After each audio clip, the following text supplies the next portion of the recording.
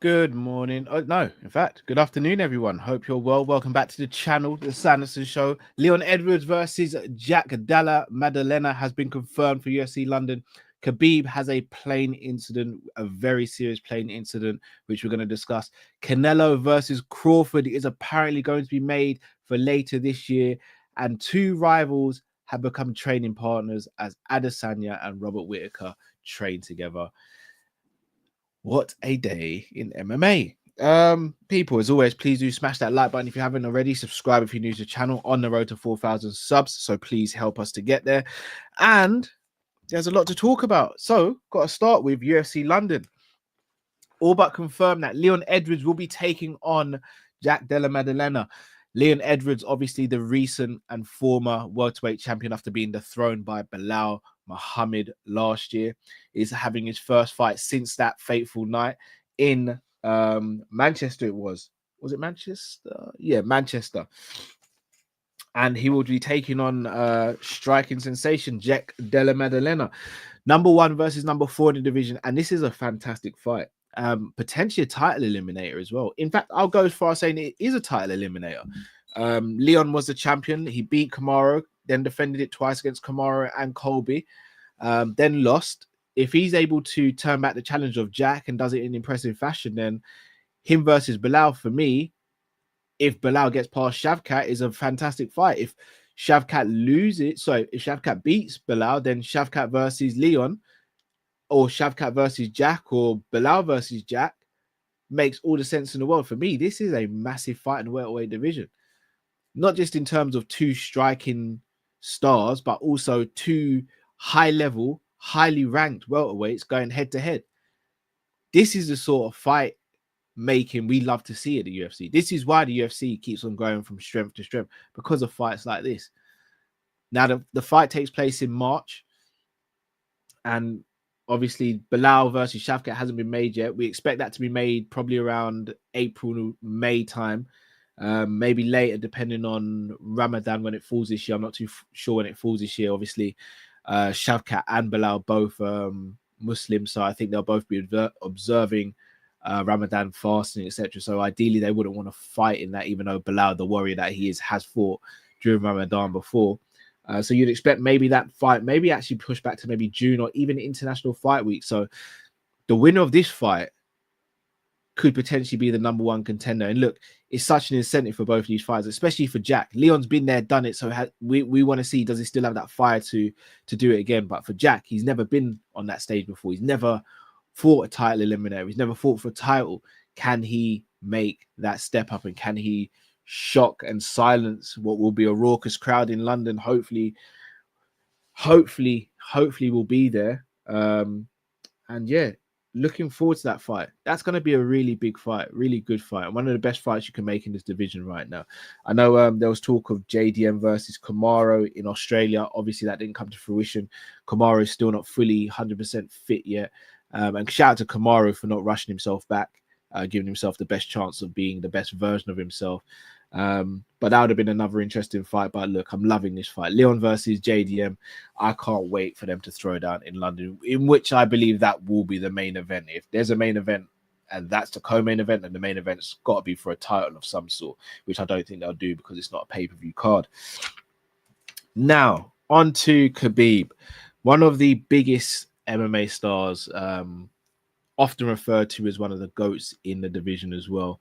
Shout out to Skills in the chat. Shout out to Ram. Big up yourself, Ram. Shout out to Clark Kent, one of the GOATs of the MMA sport. And he was involved in an incident. I'm going to play this video. Hopefully I don't get any copyrights. I shouldn't do, because it's not on a platform. This is off Twitter. So I'm just going to play the video. Hopefully you guys can hear it.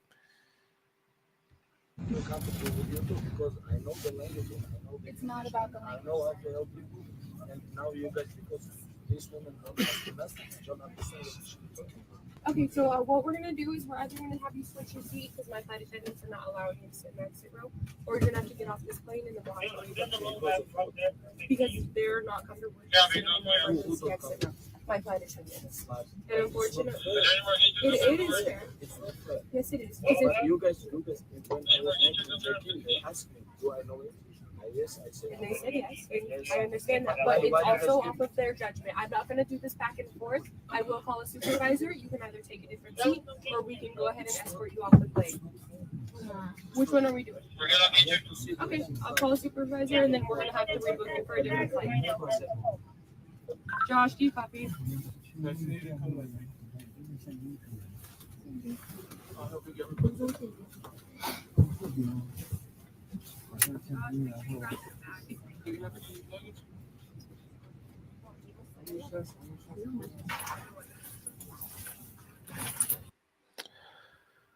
All right. Where do I start with this one? Firstly, shout out to Khabib for how he handled that. I repeat, shout out to Khabib for how he handled that. Here is the statement he made. He says, first off, I need to clarify it was Frontier Airlines, not Alaska Airlines. Lady who comes to me with questions was very rude from the beginning. Even though I speak very decent English and can understand everything and agree to assist, she still insists on removing me from my seat. What was the base for that? Racial, national, one or another or other one, I'm not sure. But after 2 minutes of conversation, she called security and I was deplaned from the aircraft. After 1.5 hours, I boarded another airline and won and left to my destination. I did my best to stay calm and respectful, as you can see on the video, but those crew members could do better next time and just be nice with clients. Even his statement is respectful. And look, this is one of the reasons why people have such an affinity and such a love for Khabib. Khabib had every right there to have a go at that company, the person he spoke to, the team there. I'm not even going to do the whole if he kicked off, then it's long for everyone, because we know what it is. If Khabib decided to get violent on that plane, there was not one person that could have probably done anything. He could have done the whole bravado thing. He could have said, do you know who I am? He did none of that. You can see he even looks like he's sitting just in normal economy or business class. The guy's a very simple guy. And for them to say they're not comfortable because someone's not comfortable with him sitting there in the exit row is disgusting.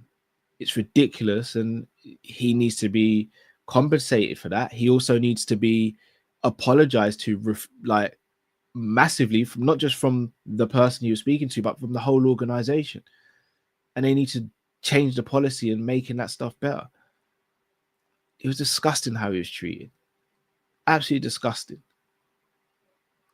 What, because someone wasn't comfortable with him sitting there? They had booked his flight. They know what his name is. They booked him in that seat, and he's just done what he was asked to do. He was asked to sit on the seat that he was booked in.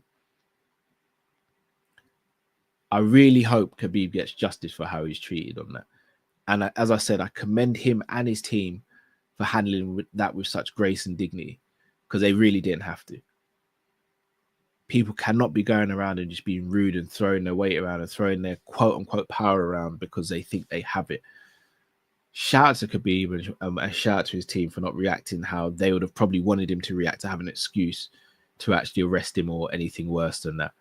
I hope justice gets served, and I hope Khabib is compensated and given a well thought out, a well deserved apology. Absolutely disgusting stuff, man. So yeah, hope that gets sorted out. On to more positive things now. His Excellency Turkey has done nothing short of sensational for boxing. Before Turkey came along, the boxing scene was starting to die, in my opinion. Had a little resurgence with Jake Paul and then Tank and then Garcia, but it's starting to die a little bit. Turkey joins the party, and Matchroom and Queensberry fighters who aren't fighting, all of a sudden they're fighting.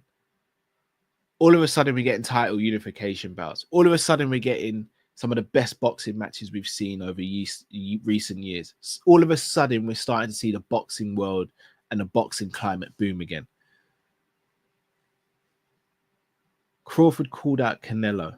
Canelo has said no numerous times.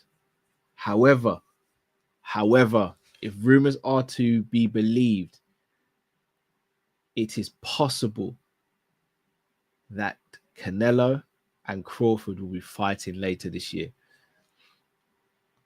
This is about as big a fight as you can make in all of combat sport. You've got the consensus pound for pound number one in Crawford. Going up, I think it would be 3 weight. If they're fighting at one, I'm going to guess they'd fight at 168. So you've got 154, then you'd have 160, and then 168. He obviously fights at, well, his last victory was at 154. So he'd be going from 154 to 168. So he'd be jumping up 2 weight divisions.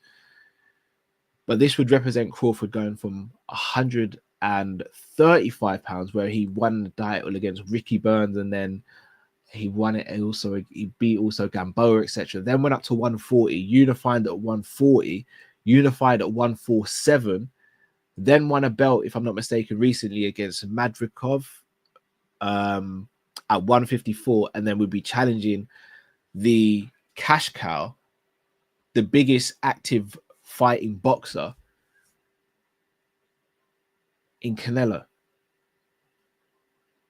This would be insane, people. I can't stress how massive this would be if Crawford and Canelo fight. I would love for that fight to be made. Everyone knows how much I rate Crawford. Crawford's my favorite boxer. If Crawford gets this fight and Crawford is able to pull off the win, it will be huge for boxing. It will be massive for boxing. And if anyone can make the fight, it is Turkey. It is His Excellency. And if he pulls this one off, then he may already be going into Boxing Hall of Fame, but His Excellency has to definitely go in the Hall of Fame. This will be one of the biggest fights in the history of boxing. I'd love to see it happen. Hopefully it does happen. Hopefully it does. And finally, on to our last feel-good story. If I told you that 2 men had a grudge, their first fight had a heated rivalry, their second fight, less of a heated rivalry, more of a competitive rivalry, but still wouldn't say they liked each other. In fact, came out and said they're not friends, unlikely to be friends. And now fast forward years down the line, they are now training together. That is the story of Israel Adesanya and Robert the Reaper Whittaker. Both coming off losses. Adesanya coming off back-to-back losses. Whittaker coming off a loss to Hamzat Chimaev. Izzy obviously getting ready for his fight against... his name's evaded me. His fight main event in Saudi. What's his name? I'm going to absolutely go off for myself when I remember his name. Where are we? Let me find it. Imavov. There we go. Going up against Imavov. So obviously bringing in training partners, bringing in people to test him. And who better than Robert Whittaker? I mean, how many better training partners are you going to get than Robert Whittaker? But what I do like is again, it just shows martial arts in its purest form. You can have a rivalry, you can have a grudge, but once you both set foot in an arena and have that combat, you have it out, it stays there. You move on, you have that respect for each other because you've both been tough enough to get in there and throw down. And then even better, you can move on and train together. And look, I wouldn't even be surprised if these two fought one more time. I really wouldn't. I wouldn't be surprised if they fought one more time before their careers ended. But either way, if they don't, they've given us 2 great fights. And now it seems they're going to be training now and again together. This may even just be a one-off, but even still, it's beautiful to see. And long may this sort of stuff continue. Obviously, we're not going to get that with stuff like Jones and DC and Conor and Khabib, for example. But I hope we see more of that in MMA. Iron sharpens iron, and there's two of the sharpest sharpshooters you'll ever see in the octagon. So, people, look, I'm going to wrap up there. Not too sure what's going on with Combat Catch Up. It might actually be a Wednesday night we film this week because the Liverpool game's on tomorrow, etc. So that'll probably be Wednesday. I'm going to speak to Luke and Jamie just to confirm that, make sure they're all right with that. But yes, people, it's been another one in the books. Thank you all for watching the Sanderson Show. Before you go, please make sure you like, comment, subscribe. Until we'll see you again, people. take care. Thank you all for watching.